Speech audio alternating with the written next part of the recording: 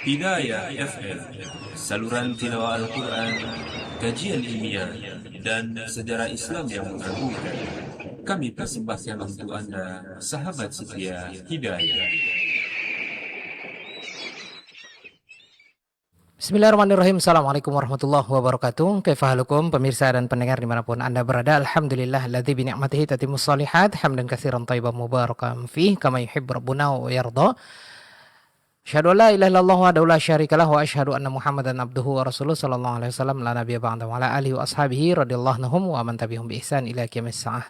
Pemirsa dan pendengar dimanapun Anda berada, yuhal ikhwah al mustami'in wal mustami'at, as-shaimin was shaimah, kaum muslimin dan muslimah yang saat ini sedang menonton siaran kami dari studio Radio Hidayah FM, dan juga rekan-rekan dan kru yang ikut serta dalam kajian ini, kajian bersama Live Mitra RTVC, Asosiasi Radio dan Televisi se-Indonesia, Radio Dakwah se-Indonesia.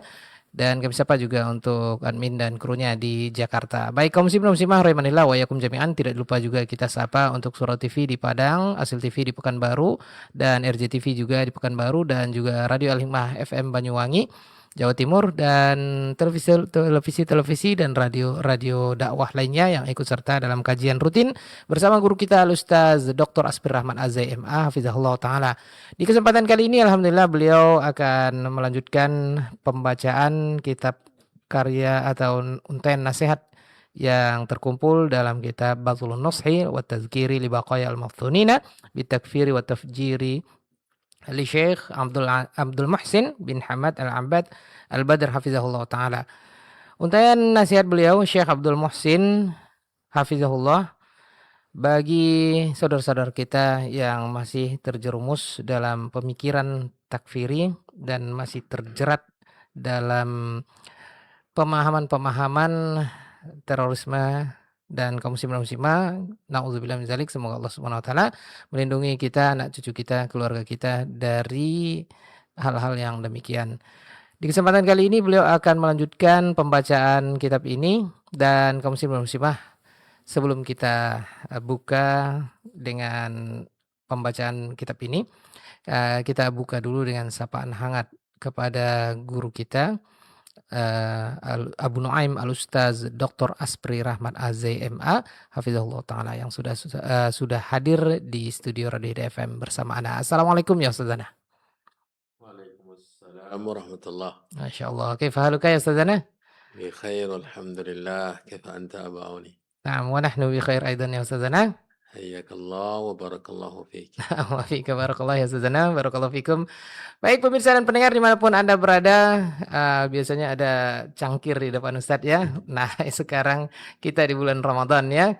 Taib as-shaimin was-shaimah, kaum muslimin dan muslimah yang saat ini melaksanakan hari yang kedua puasa Ramadan 1447 Hijriah. Mari kita pergunakan kesempatan ini untuk mengisi bulan Ramadan dengan tentunya harus menambah ilmu juga ya. Baik, selamat belajar, selamat menimba ilmu syar'i kepada pemirsa dan pendengar dimanapun Anda berada. Langsung saja, ini dia lanjutan pembacaan kitab tersebut. Dari studio kami mengucapkan selamat menimba ilmu syar'i, dan langsung saja kepada Ustaz kita persilahkan. Falyatafaddal masykura.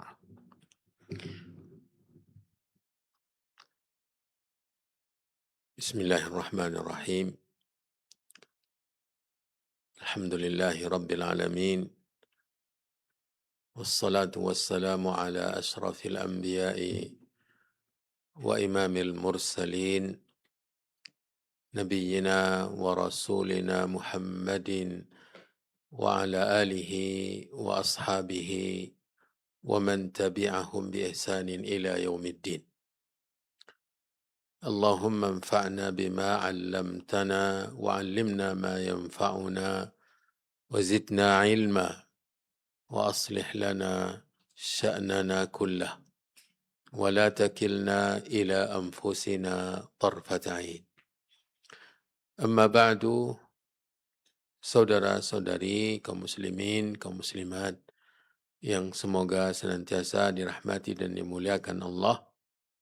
Alhamdulillah, kita bersyukur kepada Allah Subhanahu wa taala yang telah memperjumpakan kita dengan bulan Ramadan, dan kita memohon kepada Allah, berdoa kepadanya, semoga kita semua diberikan oleh Allah Subhanahu wa taala pertolongan dalam melakukan ibadah-ibadah di bulan yang penuh keberkahan ini, mulai dari ibadah puasanya, kemudian ibadah qiyamnya, membukakan orang-orang yang berpuasa dan bersedekah secara umum, dan juga sebelumnya membaca Al-Quranul Karim dan yang lain-lain.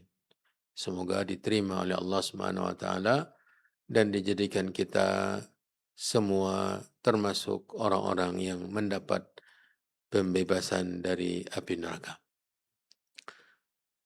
Saudara-saudari kaum muslimin, kaum muslimat, rahimani wa rahimakumullahu jami'an.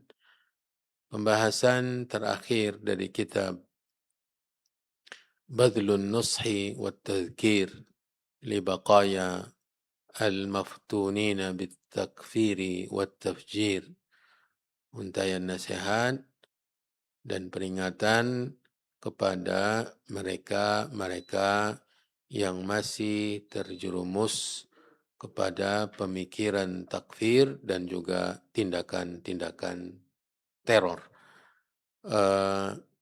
Pembahasan terakhirnya sudah kita mulai pada perjumpaan di pekan yang lalu, yaitu al-atharus sayyi'atu litakfiri wa tafjiri alal muslimin. Dampak-dampak buruk dari pemikiran takfir dan tindakan-tindakan teror, peledakan terhadap kaum muslimin.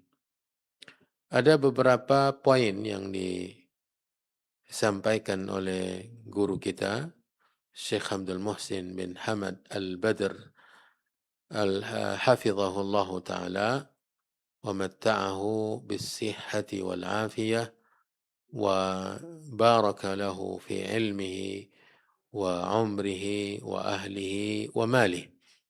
1, 2, dan 3 sudah kita mulai, sudah kita pelajari di pertemuan yang lalu, dan pada kesempatan ini kita akan lanjutkan, namun sebelumnya kita mengulangi 3 poin yang disampaikan oleh penulis hafizahullah dari dampak-dampak negatif, akibat-akibat buruk yang dialami oleh kaum muslimin disebabkan tindakan-tindakan pemikiran, terutama pemikiran takfir dan tindakan-tindakan teror.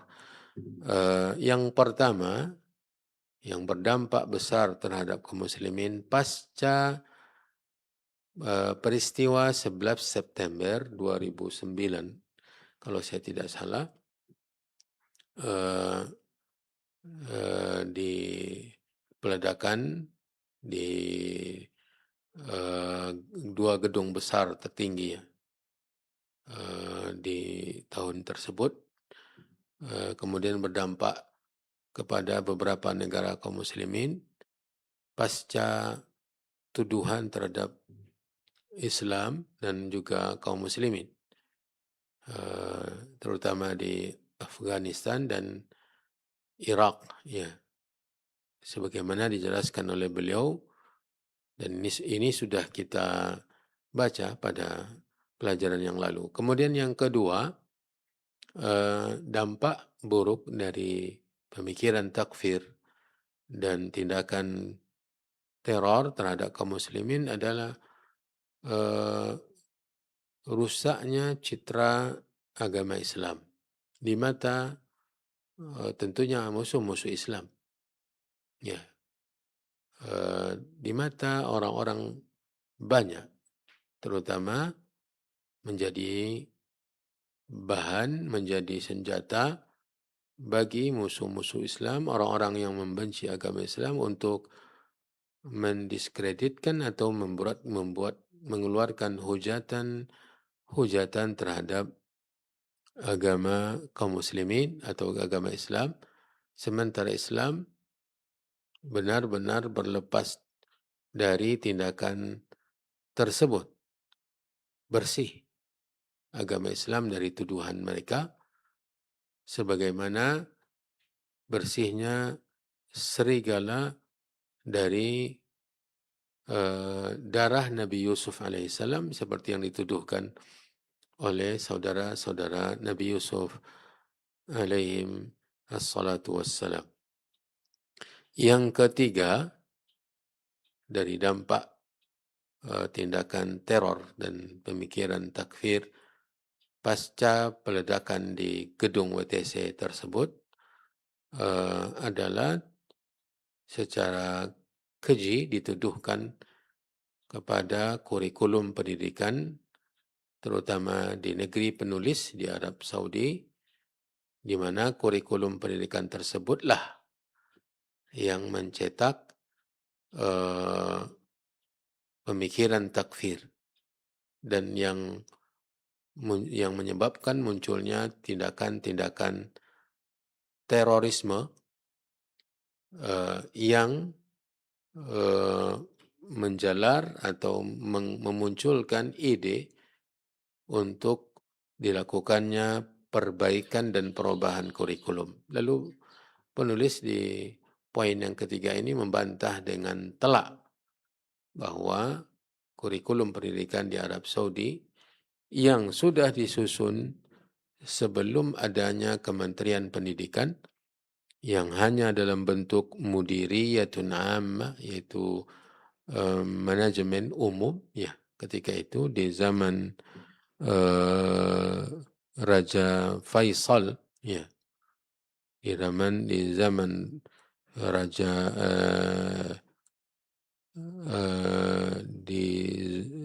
di zaman di sini kata beliau waqad wudiyat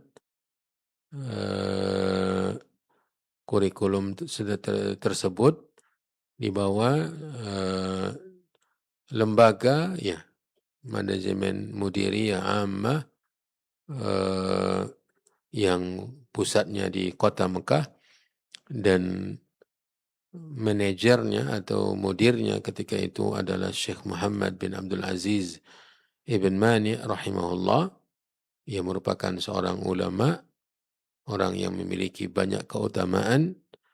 Kemudian setelah dirubah lembaga itu menjadi Kementerian Pendidikan atau ya Kementerian Pendidikan setelah meninggalnya Raja Abdul Aziz di masa Raja Saud bin Abdul Aziz, dan Menteri Pendidikannya pertama ketika itu adalah Raja Fahad bin Abdul Aziz. Kurikulum tersebut tetap dilanjutkan, diterapkan, dan tidak ada perubahan-perubahan dan tidak mencetak pemikiran-pemikiran takfir dan juga tidak ada tindakan-tindakan teror. Ya. Kemudian setelah kejadian 11 September muncullah propaganda dari orang-orang yang tidak menyukai negara tersebut baik dari luar maupun dari dalam, dan muncullah tuduhan bahwa kurikulum pendidikan itu lah yang mencetak atau menyebarkan pemikiran takfir dan mencetak terorisme. Ini benar-benar tuduhan yang sangat keji.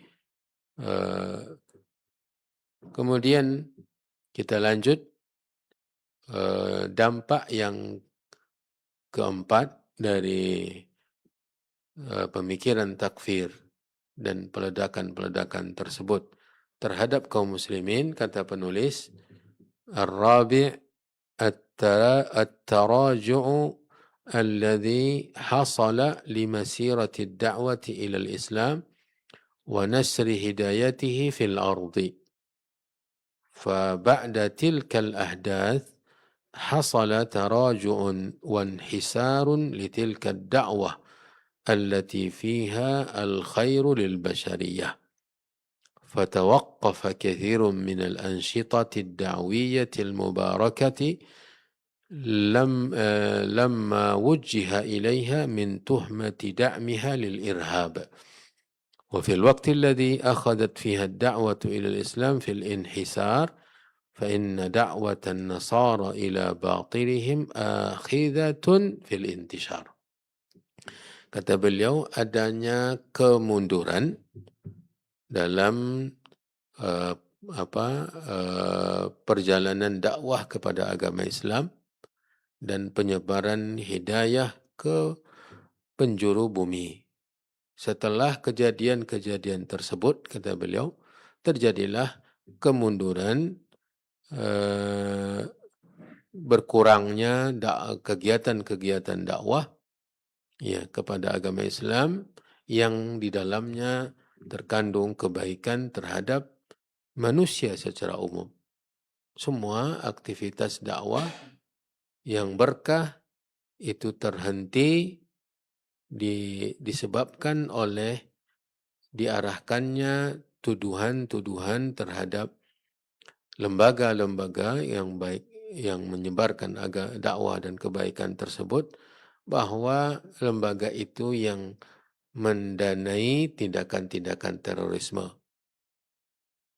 Di saat mundurnya dakwah kepada Islam, berkurangnya kegiatan dan aktivitas menyebarkan kebaikan dalam dakwah Islam, di saat yang sama tersebar pesatnya dakwah kepada agama Nasrani di dunia internasional, kata penulis hafizahullah ta'ala. Ini tentu berdampak.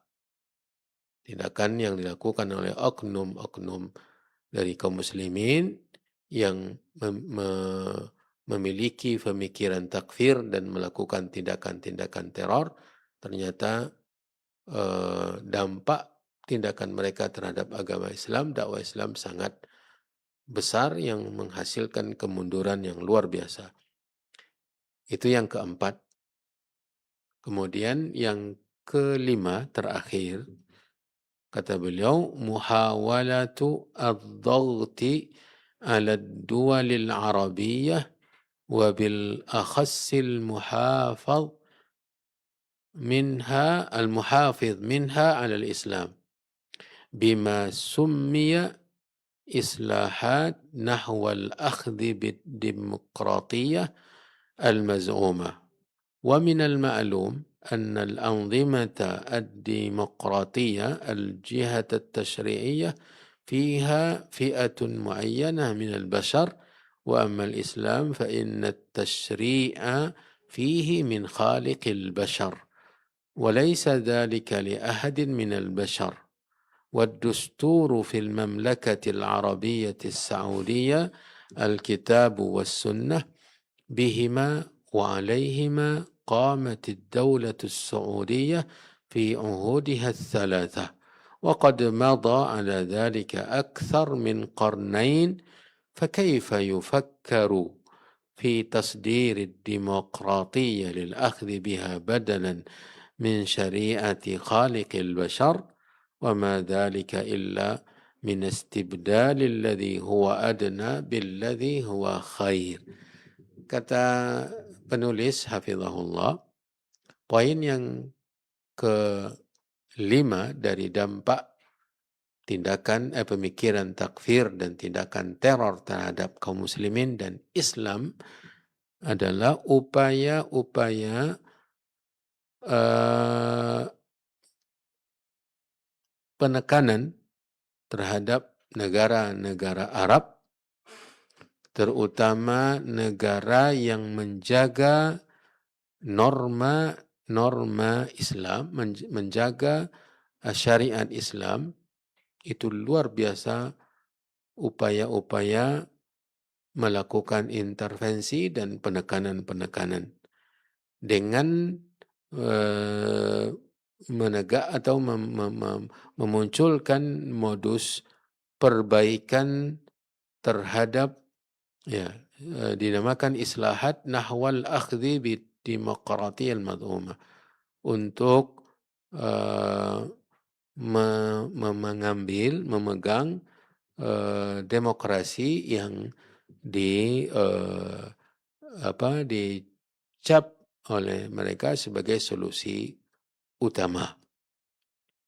Ya, jadi ditekan, lakukan intervensi untuk merubah atau untuk melakukan perbaikan menuju demokrasi yang dianggap menjadi salah satu solusi terbaik.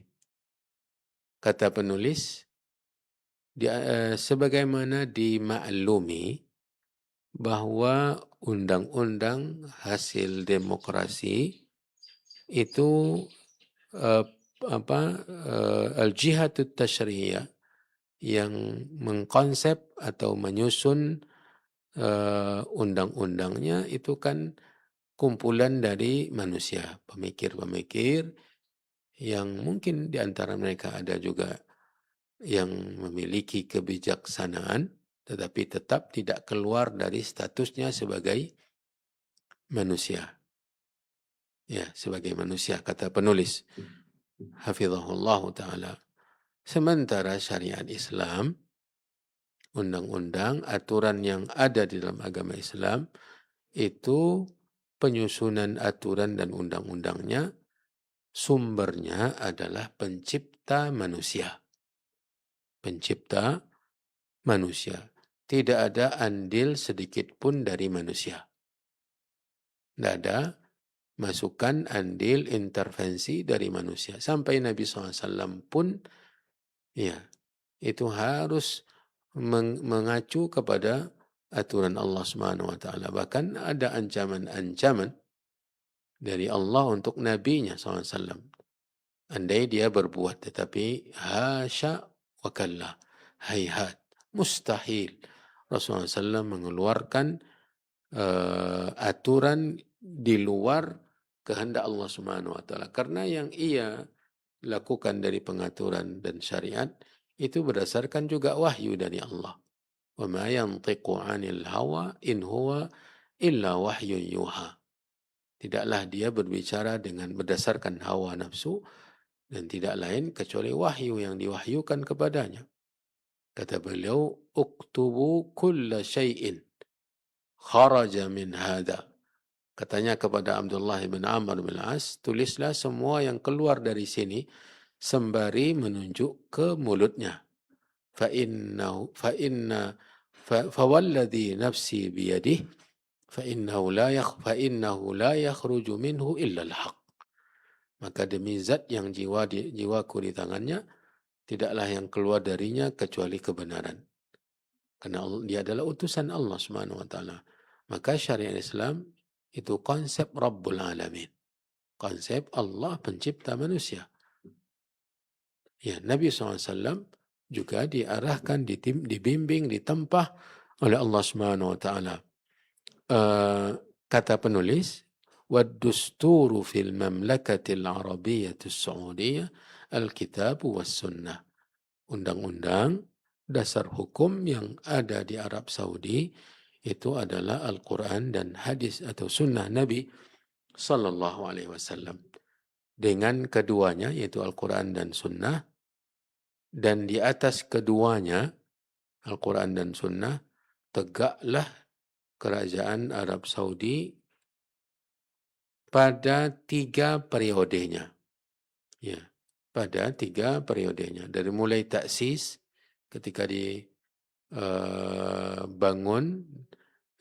berbaiat antara 2 Muhammad ibn Saud sebagai raja dan Muhammad ibn Abdul Wahhab sebagai tokoh ulamanya untuk tegak di atas Al-Quran dan Sunnah. Terus tumbang, tegak kembali, tumbang lagi dan tegak kembali di masa Malik Abdul Aziz bin Abdul Rahman, yang ayahnya raja-raja yang sekarang. Itu di ketiga periode tersebut, kerajaan Arab Saudi, kata penulis, tegak di atas Al-Quran dan Sunnah Nabi SAW dan sudah berlalu 2 abad. Kurang lebih atau lebih dari 2 abad. Waqad madha ala dhalika akthar min qarnain.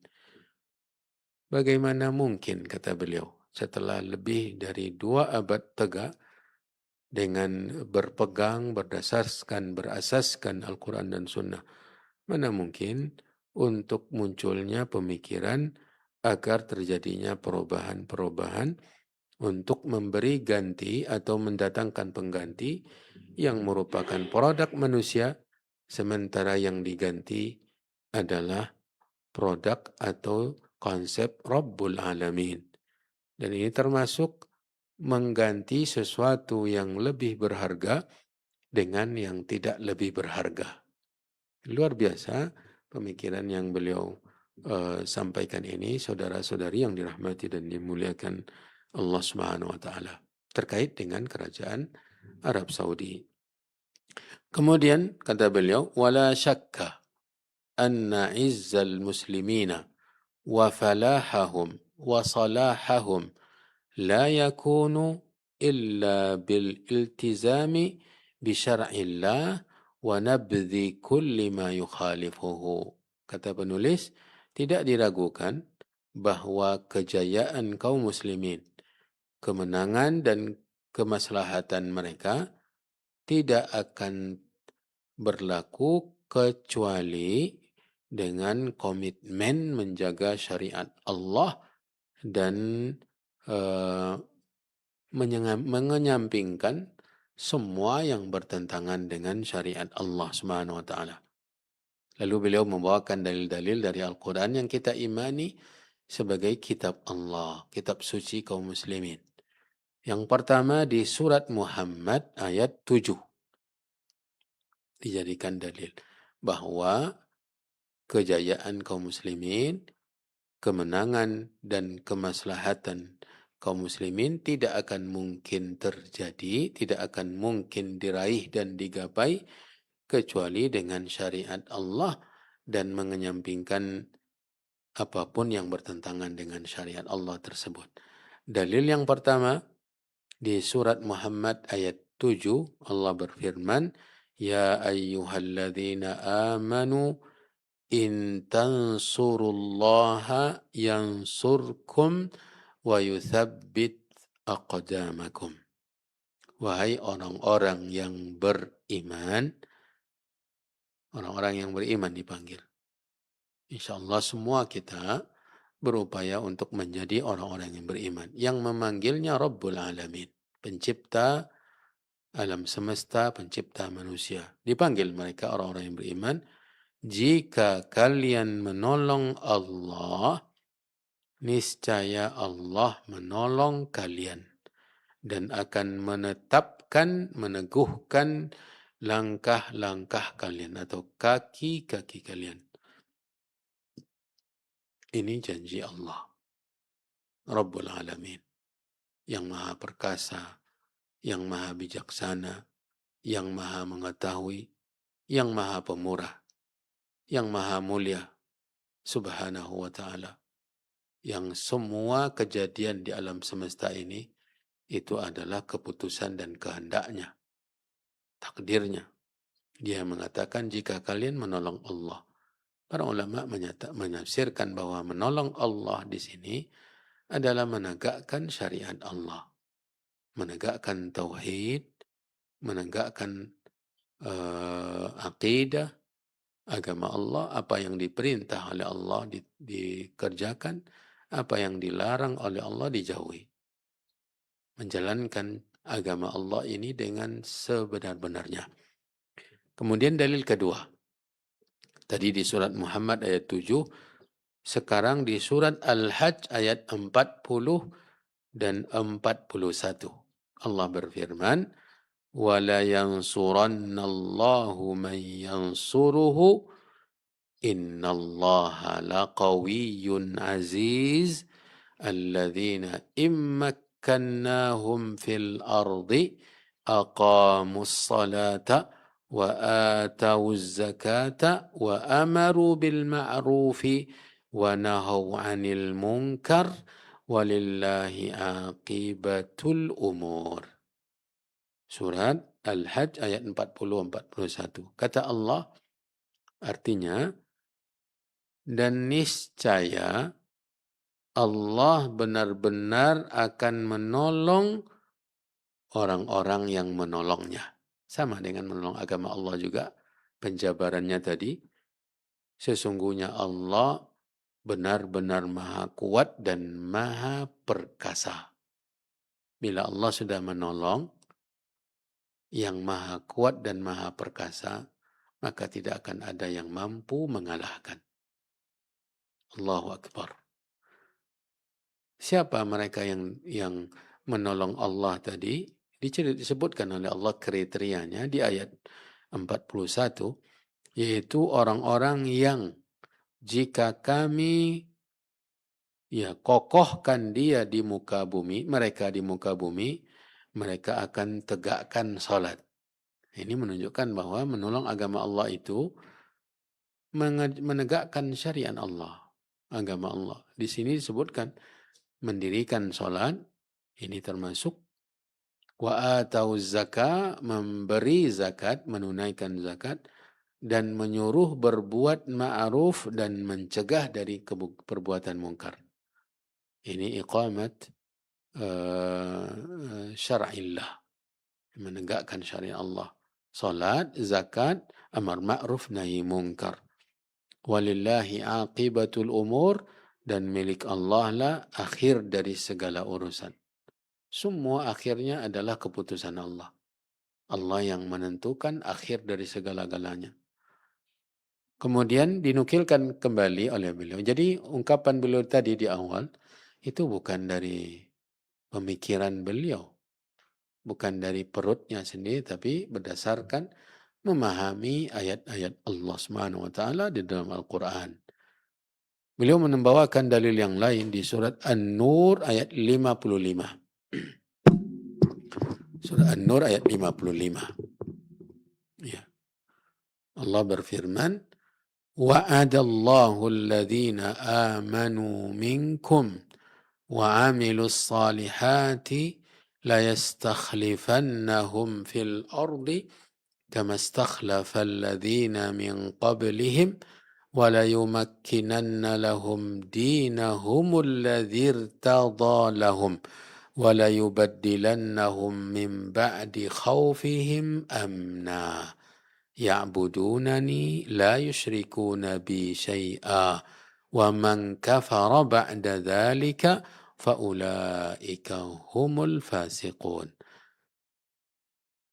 Allah Subhanahu wa taala telah berjanji kepada orang-orang beriman di antara kalian dan beramal saleh, niscaya ia benar-benar akan memberikan kekuasaan kepada mereka di muka bumi, menjadikan khalifah, sebagaimana telah berkuasa orang-orang sebelum mereka. Dan Allah akan mengokohkan mereka, akan mengokohkan untuk mereka agama mereka yang telah ia ridai bagi mereka. Dan Allah akan menukar, mengganti untuk mereka setelah ketakutan diganti dengan aman. Apa kuncinya? Ya'budunani la yusyrikuna bi syai'an. Di mana mereka menyembahku dan tidak menyekutukan aku dengan apapun. Nah, dan barang siapa yang ingkar setelah itu, maka merekalah orang-orang yang fasik. Kata Allah di surat An-Nur ayat 55. Setelah itu penulis mengatakan, wa qala ar-rasul sallallahu alaihi wasallam fi awwali wasiyatihi li Abdullah bin Abbas radhiyallahu anhuma, Nabi SAW bersabda di awal wasiatnya terhadap kepada Abdullah bin Abbas radhiyallahu anhuma, apa kata Nabi SAW? Ihfazillah yahfazka. Jagalah olehmu Allah, pasti Allah menjagamu. Ini sama dengan ayat tadi. In tansurullaha yansurkum. Menjaga Allah di sini sama dengan makna menolong Allah. Menjaga Allah yaitu menjaga perintah-perintahnya, menjaga larangan-larangannya, menjaga perintah mentauhidkan, menyembahnya, menjaga larangan dari perbuatan syirik, jangan sampai kita terjerumus ke dalamnya. Dan yang lain-lain dari syariat agama. Hadis yang dinukilkan oleh beliau tadi, kata beliau dikeluarkan oleh Imam Tirmidzi, akhrajahu Tirmidzi dengan nomor 2516 dan At-Tirmidzi mengatakan hasanun sahih. Hadisnya nilainya hasan dan sahih. Saudara-saudari yang dirahmati dan dimuliakan Allah Subhanahu wa taala, masih tersisa beberapa alinea. Ini kita akan tunda untuk pelajaran yang akan datang. Adapun untuk pagi menjelang siang ini kita cukupkan sampai di situ pelajaran kita. Mudah-mudahan bisa kita camkan dengan sebaik-baiknya, bisa kita pahami dengan sebaik-baiknya. Semoga Allah Subhanahu wa taala menjaga semua negara kaum muslimin dari berbagai macam bahaya. Semoga Allah Subhanahu wa taala menuntun penguasa-penguasa kita untuk memberikan yang terbaik kepada negara kita. Semoga diberi keamanan, ketentraman, kesejahteraan, dan diberi taufik oleh Allah pemimpin-pemimpin negara kaum muslimin untuk memberikan kemaslahatan kepada masyarakat masing-masing. Allahumma aminna fi awtanina wa aslih a'immatana wa ulata umurina. Dan semoga Allah Subhanahu wa taala melindungi kita dari berbagai bahaya. Wallahu taala waliyut taufiq wa huwas samiul mujib. Wa sallallahu wa sallam wa baraka wa an'am ala nabiyyina wa rasulina Muhammad wa ala alihi wa ashabihi wa man tabi'ahum bi ihsanin ila yaumiddin. Nah, jazakallahu khairan kita ucapkan kepada guru kita Bu Nuaim Al-Ustaz Dr. Asbir Rahmat AZMA Fizahullah Ta'ala yang sudah melanjutkan pembacaan kitab tersebut ya. Mudah-mudahan mengalirkan pahala juga kepada sang penasehat Syekh Abdul Muhsin bin Hamad Al-Abad Al-Badar Hafizahullah. Dan kaum muslimin dan muslimah rahimakumullah dimanapun Anda berada, yang ingin bertanya ke studio kami, Radio Hidayah membuka dua nomor ya. Yang ingin bertanya ke studio Radio Hidayah 08117530.000 dan 081175454444 untuk telepon biasa ya. Dan untuk WA di 081175454444. Silakan dilihat di layar kaca Anda, insyaallah kita akan angkat. Untuk radio atau televisi dakwah masing-masing silakan dikirimkan ke kru atau adminnya, insyaallah nanti akan diteruskan ke meja siar kami. Baik, kita angkat dulu penanya yang pertama. Sudah ada di ujung telepon. Assalamualaikum. Waalaikumsalam, Abu. Masya Allah, Masya Allah. Ibu pendengar setia Radio Hidayah ya? Iya, Bu. Usianya sekarang udah 82. 80 setengah tahun. 80 setengah tahun, Masya Allah. Semoga Allah memberkahi umur ibu ya. Baik Ibu, silakan langsung saja pertanyaannya kepada Ustaz Asbri. Tafadhali. Ya, Assalamualaikum Ustaz. Waalaikumsalam warahmatullahi. Ini saya tanya apa nih kan anak saya pergi terapi dia Ustaz. Nah, jadi dapat dikasih orang tuh batu kayak merah dia, katanya direndam itu untuk obat. Itu gimana kalau kita diminum katanya airnya Ustaz, sudah direndam, diminum airnya. Jadi saya takut nanti entah sirik pula. Itu mau tanya sama Ustaz. Terima kasih Ustaz. Assalamualaikum warahmatullahi wabarakatuh. Waalaikumsalam warahmatullahi wabarakatuh. Alhamdulillah wassalatu wassalamu ala Rasulillah wa ala alihi wa ashabihi wa man ihtada bihuda. Amma ba'du.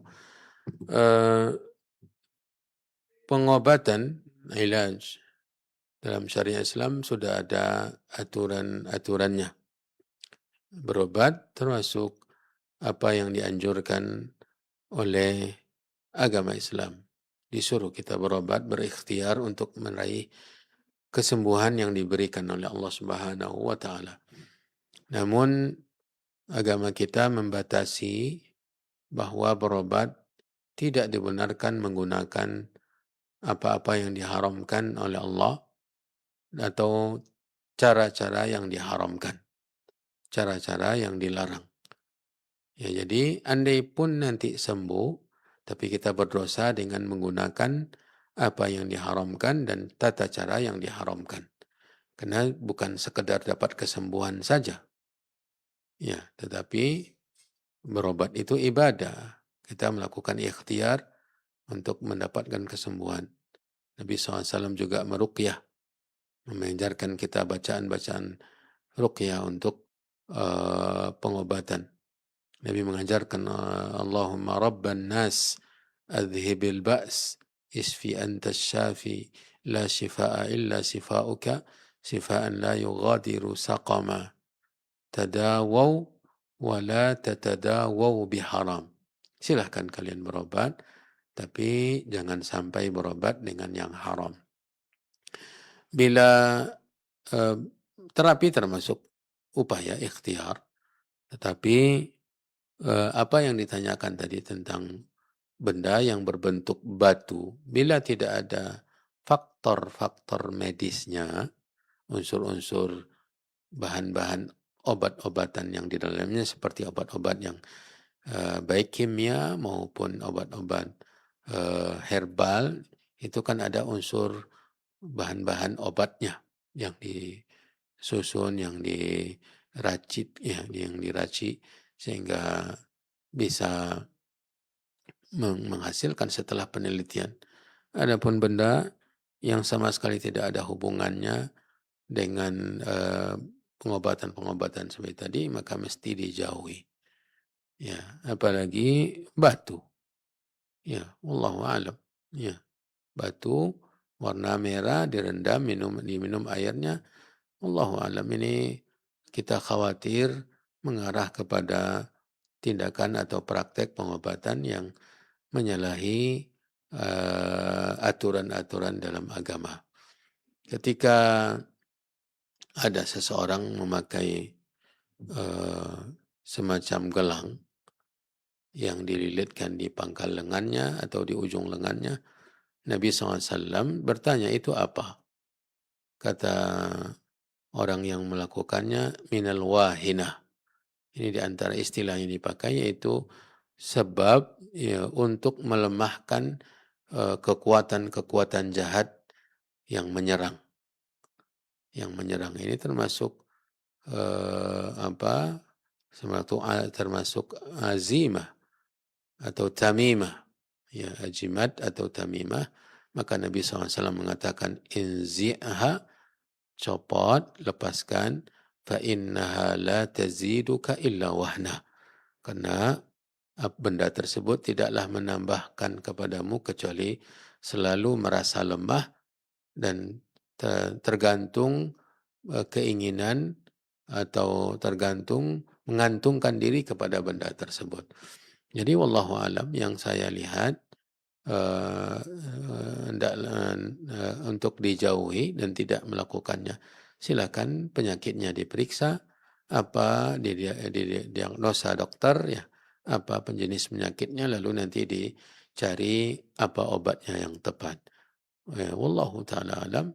Kemudian tidak lupa kita mendoakan semoga Allah Subhanahu wa taala memberikan kesembuhan kepada yang ditanyakan dalam pertanyaan tadi. Wabillahi taufiq. Nah, jazakallahu khairan atas jawaban penjelasan dari Ustaz serta doa dari Ustaz, ya. Mudah-mudahan Allah ijabah doa kita di pagi hari ini. Baik, kita akan lanjut ke penelpon berikutnya. Silakan. Assalamualaikum. Baik, terputus, silakan dicoba kembali 08117530.000 dan 081175454444. Baik, kita angkat dulu pertanyaan dari WA, ya. Oke, baik, kita angkat tadi yang sudah terputus. Silakan Ibu, Bapak yang sudah di ujung telepon. Assalamualaikum. Assalamualaikum warahmatullahi wabarakatuh. Dengan siapa, Bapak? Dengan hamba Allah di Pekanbaru. Baik, silakan Bapak hamba Allah, pertanyaannya. Assalamualaikum Ustaz. Waalaikumsalam warahmatullahi.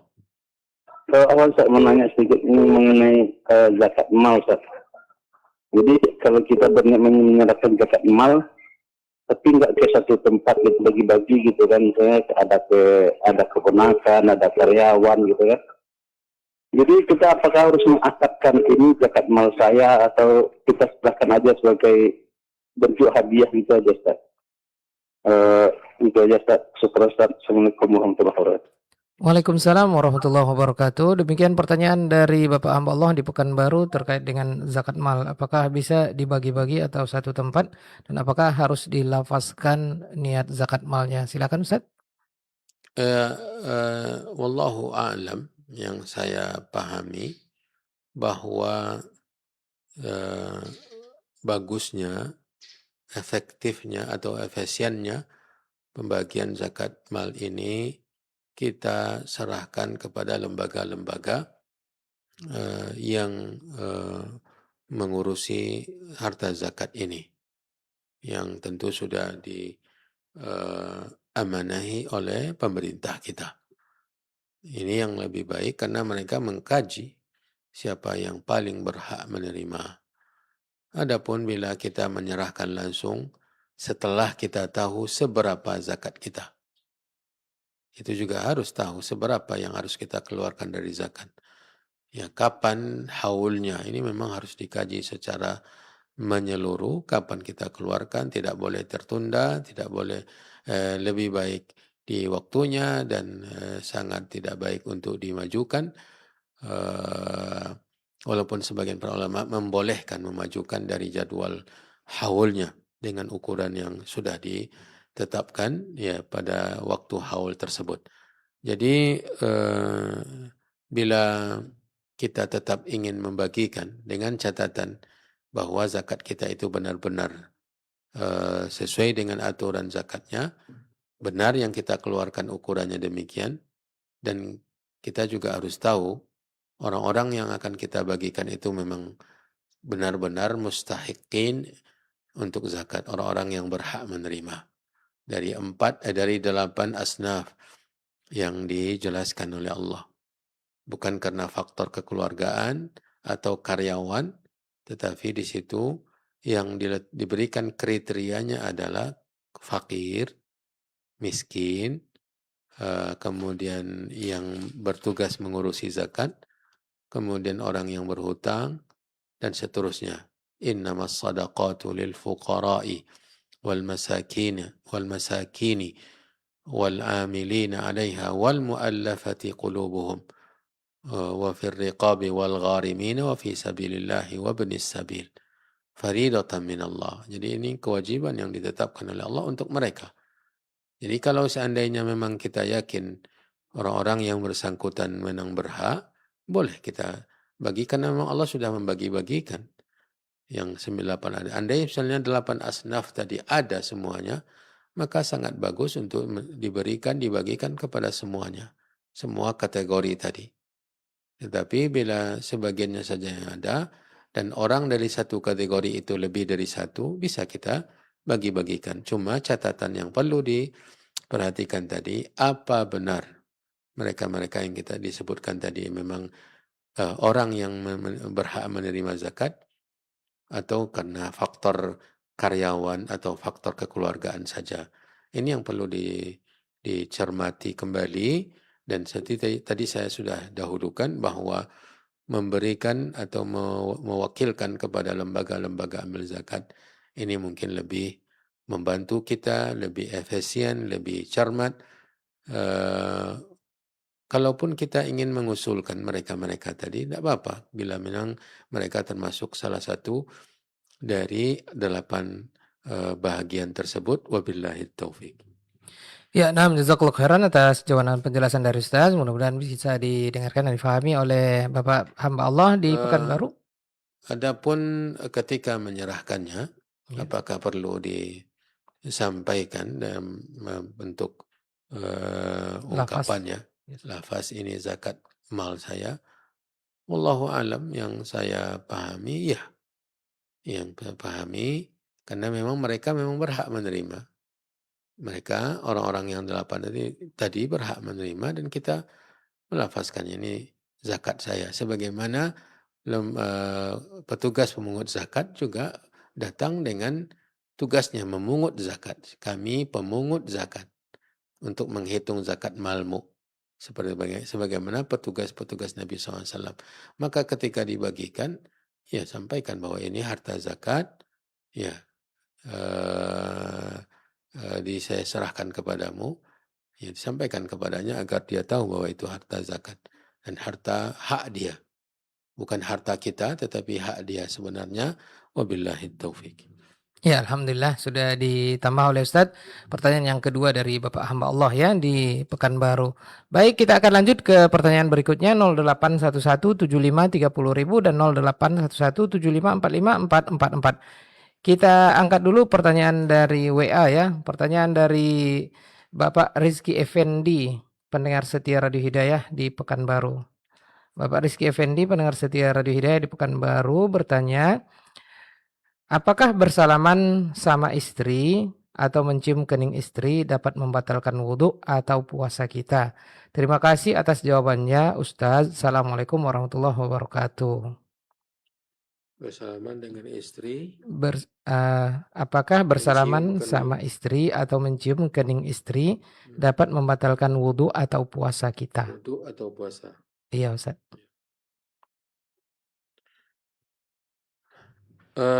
Wallahu a'lam. Ini pembahasan yang terjadi perbedaan pendapat di antara ulama mazhab terkait dengan pembatalan wudhu. Apakah menyentuh perempuan, wanita, membatalkan wudhu? Khilaf di antara mazhab-mazhab. Adapun mazhab Syafi'i itu mutlak menyentuh membatalkan wudhu. Sementara mazhab Hambali bila diiringi dengan syahwat. Ini menunjukkan bahwa ada perbedaan. Tetapi bila kita lihat dalil-dalil dari sunnah, dari hadis-hadis Nabi, menunjukkan bahwa menyentuh wanita, tentunya terutama istri di sini, itu tidak membatalkan wudhu karena Nabi SAW sebagaimana dituturkan oleh ibunda kita Aisyah radhiyallahu anha bahwa beliau pergi salat, mencium saya, kemudian dia keluar untuk menuju masjid. Kemudian beliau di salat malam ketika Aisyah sedang berbaring tidur dan Nabi salat dan tidak ada tempat untuk sujudnya Nabi kecuali tempat di mana kaki Aisyah terhampar di situ. Lalu Nabi SAW menyentuh kakinya dan Aisyah melipatkan kakinya dan Nabi SAW duduk. Ini menunjukkan kata para ulama yang menyatakan menyentuh begitu saja tidak membatalkan wudhu. Ya, menyentuh begitu saja tidak membatalkan wudhu.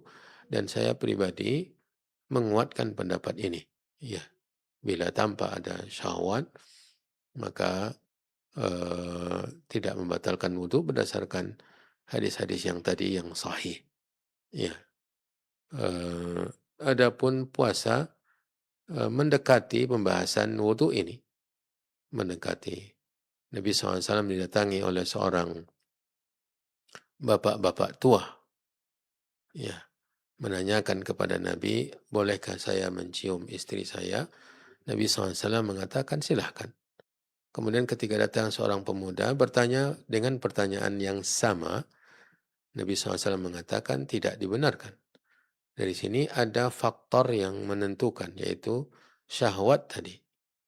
Jadi ketika yang tua, karena faktor usianya, mencium tidak akan membangkitkan syahwatnya, maka yang muda, yang apalagi yang baru-baru menikah, tentu berbeda hukum mencium istri ketika puasa. Adapun bersentuhan, sekedar bersentuhan dengan istri di bulan puasa tidak membatalkan wudhu. Tidak membatalkan puasa dan wudhu tadi kita sudah jelaskan mana yang kita yang cenderung hati kita kepada pendapat tersebut karena didukung oleh dalil yang kuat. Adapun bersentuhan apakah bersentuhan dengan istri apakah menyebabkan batalnya puasa? Wallahu taala alam, tidak.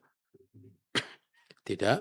Kemudian kembali kepada masalah syahwat tadi. Karena faktor yang menentukan di situ syahwat. Baik yang membatalkan wudhu maupun yang membatalkan puasa.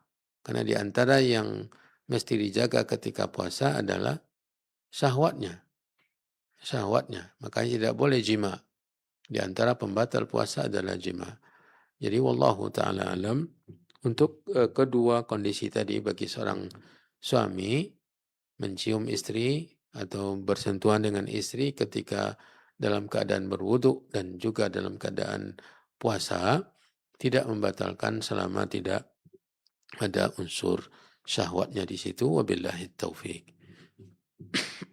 Nah, mudah-mudahan sudah jelas ya, Bapak Rizky Effendi ya tadi di Pekanbaru pendengar setia Radio Hidayah. Baik, kita akan angkat untuk telepon yang sudah masuk. Silakan. Assalamualaikum. Waalaikumsalam. Dengan siapa Bapak di mana? Dari hamba Allah dari Aceh, Ustaz. Baik, silakan Bapak hamba Allah di Aceh.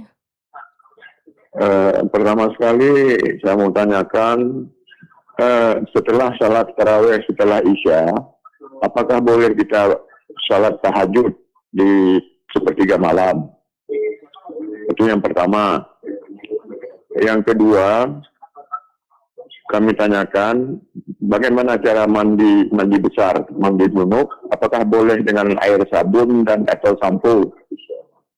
Terima kasih, Ustaz. Yang kedua apa? Bisa diulang Pak? Yang kedua? Ya. Yang kedua mandi junub, apa boleh dengan air sabun, dengan air sampo? Ya. Air yang bercampur dengan sampo atau? Iya. Oh iya. Baik. Terima kasih Bapak dari Aceh atas pertanyaannya. Silakan ditunggu jawaban dari Ustaz. Baik, demikian dua pertanyaan dari Bapak hamba Allah di Aceh, Ustaz. Ya. Pertanyaan pertama dari Bapak hamba Allah dari Aceh, jazakallahu khairan, apakah boleh sholat tahajud sementara kita sudah selesai sholat tarawih?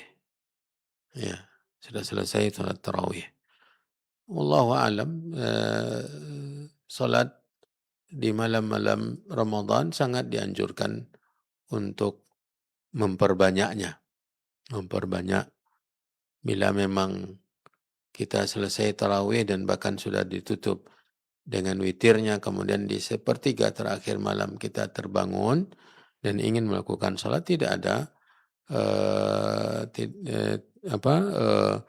tidak mengapa untuk melakukannya, karena memang kita disyariatkan untuk memperbanyak qiyam di bulan Ramadan ini. Nabi SAW mengatakan, "Man qama Ramadana imanan wa ihtisaban ghufira lahu ma taqaddama min dhanbih." Siapa yang melakukan qiyam Ramadan, Nabi tidak sebutkan batasannya. Nabi hanya menyebutkan qiyam Ramadan. Qiyam yaitu salat yang dilakukan di malam hari, salat sunat yang dilakukan di malam hari, di malam-malam Ramadan. Dari mulai awal selesai Isya sampai waktu sahur, itu semuanya qiyam. Bebas kita melakukan apa di awal malam, atau di pertengahan malam, atau di ujung malam. Sebagaimana dikatakan oleh Umar bin Khattab radhiyallahu ta'ala anhu ketika selesai melihat para sahabat salat berjamaah di Masjid Nabi di belakang Ubay bin Ka'ab sebagai imam, dan dia mengatakan, ni'matil bid'atu hadhihi. Ini bid'ah yang paling istimewa karena memang menyejukkan, menenteramkan. Salat berjamaah dalam satu kesatuan di belakang seorang imam. Kemudian mengatakan yang tidur, kemudian nanti di perujung malam dia salat, ini lebih utama. Jadi waktunya terbentang dari mulai awal malam sampai akhir malam. Balik kita ke pertanyaan, yang sudah selesai di awal malam salat qiyam, kemudian dia nanti ada kesempatan lagi untuk salat di ujung malam, silahkan salat. Nabi SAW mengatakan, salatul laili mathna mathna. Salat malam itu dilakukan 2 rakaat.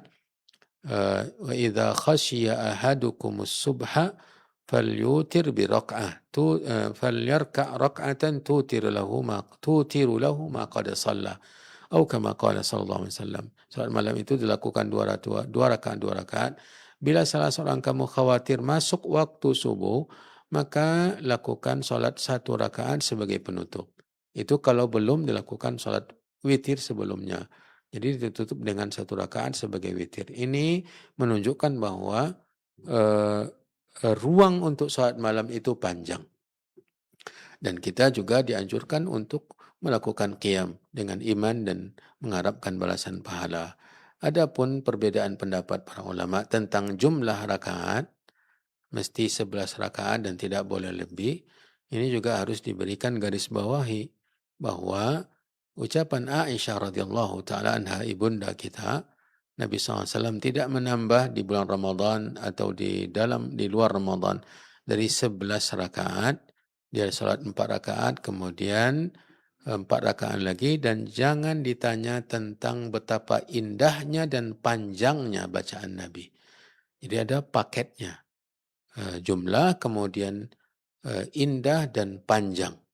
Itulah sifat salat qiyamnya Nabi SAW. Jadi para ulama ketika membawakan hadis Aisyah ini seperti pengetahuannya, kemudian hadis Nabi salat malam itu dilakukan 2 rakaat tanpa menyebutkan batasan jumlahnya, mereka mengumpulkan boleh melakukan lebih. Jadi kembali kita kepada pertanyaan, bila ada kesempatan untuk melakukan sholat tahajud di sepertiga terakhir malam, wallahu alam, yang saya pahami tidak ada atau tidak mengapa untuk melakukannya. Semoga Allah Subhanahu wa taala menerima. Adapun pertanyaan kedua tentang mandi junub, ya, dengan air sampo dan air sabun. Ini ada 2 yang mungkin bisa dipahami, yaitu air yang sudah ada samponya di dalam baskom, kemudian digunakan untuk mandi tanpa sebelumnya dipergunakan. Jadi diletakkan dalam baskom air yang sudah dicampur sampo dan sabun, tinggal disiramkan ke badan. Ini tidak mengapa, ya, tidak mengapa. Karena dia tidak akan lepas dari nama airnya. Karena tetap air. Ya. Yang kedua yang dipahami adalah air yang sudah dipergunakan, kemudian masuk ke dalam ember misalnya setelah disiram ke badan, yang ada unsur sabun dan samponya, kemudian masuk ke dalam ember, kemudian digunakan lagi untuk mandi, ini yang tidak mensucikan. Dalam kaidah fikih namanya air yang sudah difungsikan untuk membersihkan. Jadi tidak membersihkan. Dia suci tapi tidak mensucikan. Adapun yang tadi air yang sudah dicampur sabun untuk disiramkan ke badan, nanti setelah itu kan ada air yang membersihkannya, air bersih tanpa dicampur, ya, ini termasuk. Andai misalnya yang itu tidak mengangkat hadas, tetapi yang terakhir, tidak mungkin air sampo itu saja yang selesai di badan, pasti ada yang menyiram atau yang membersihkan air sabun tersebut. Jadi tidak mengapa, dengan catatan mandinya memang tujuannya mengangkat hadas junub tersebut. Wallahu ta'ala a'lam. Taib, jazakallahu khairan atas jawaban dari Ustaz. 2 pertanyaan dari Bapak hamba Allah di Aceh. Kini kita angkat pertanyaan yang terakhir dari Ibu hamba Allah. Tidak ada alamat dicantumkan. Ibu hamba Allah bertanya, apa yang harus dilakukan oleh seorang ibu yang punya bayi di rumah karena tidak dapat taraweh ke masjid?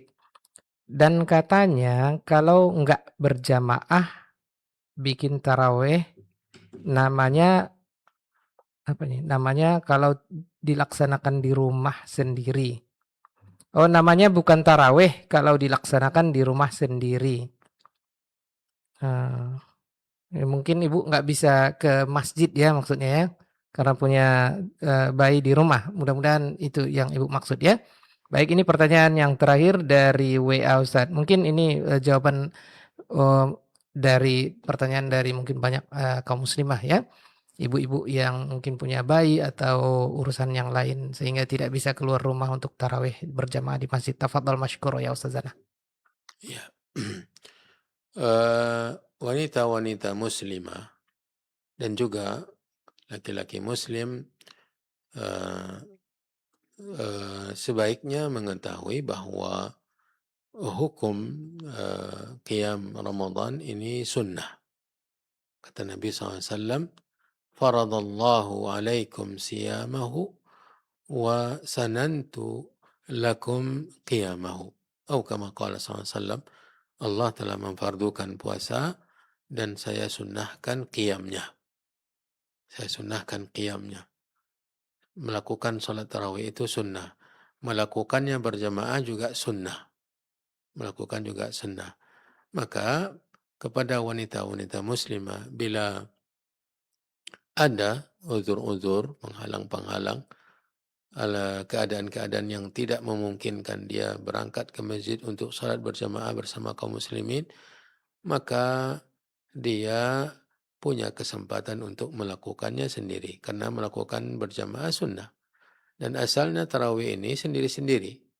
Ya, makanya di zaman Nabi SAW, Nabi SAW salat tarawih sendiri.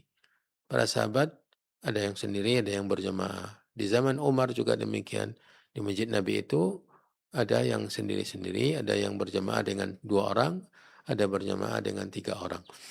Lalu disatukan di belakang satu imam oleh Al-Khalifah Umar bin Khattab radhiyallahu ta'ala. Jadi jangan berkecil hati bagi wanita-wanita muslimah tidak sempat ke masjid karena mengurusi anak juga ibadah. Mengurusi anak juga ketaatan dan amal saleh. Ya. Nah, kemudian bila ada kesempatan untuk sholat di rumah, ini tentu lebih utama. Karena memang pada dasarnya sholatnya wanita di rumah itu lebih baik daripada sholatnya di masjid di rumah Allah Subhanahu Wa Taala. Ini kata Nabi kita Muhammad SAW dalam hadis Ummu Humaid As-Sa'idiyah radhiyallahu anha, bahwa salatnya wanita di rumahnya lebih baik daripada di masjid Nabi sallallahu alaihi wasallam. Ya, karena semakin jauh dari fitnah maka semakin utama wanita salat. Dari situ maka jangan berkecil hati. Lakukanlah salat qiyam dengan rakaat yang bisa dilakukan. Bisa 7 rakaat, bisa 9 rakaat. Bila bisa 11 rakaat, alhamdulillah lakukan 11 rakaat dengan bacaan-bacaan dari surat-surat pendek yang dihafal. Bila juga tidak ada hafalan, bisa membuka mushaf Al-Quran untuk membaca. Tetapi bila merasa cukup dengan yang dihafal, nah ini sangat luar biasa. Ya, jadi tidak ada masalah apa-apa. Jadi bagi yang ibu-ibu yang di rumah mengurusi anak masih punya kesempatan untuk sholat sendiri di rumah, dan sholat sendiri di rumah tetap tarawih. Karena tarawih itu bukan sholat berjamaah yang dinamakan. Tarawih itu yaitu sholat malam di bulan Ramadan yang dicelah-celahi oleh istirahat. Nah, itu yang nampak di masjid. Ada setelah 4 rakaat istirahat, setelah 4 rakaat istirahat. Sehingga dinamakan tarawih karena memang lama. Ibu di rumah silakan sholat 4 rakaat istirahat, kemudian 4 rakaat istirahat, kemudian witir. Ya, kemudian witir. Kemudian tadi kita sudah ada sampaikan bahwa berjamaah itu pun sunnah. Nabi SAW selama 3 atau 4 malam sholat di masjid berjamaah dengan para sahabat. Setelah itu dia tidak lagi keluar sampai meninggal dunia. Ketika ditanya alasannya, karena dia khawatir difardukan. Ini menunjukkan bahwa hukumnya sunnah.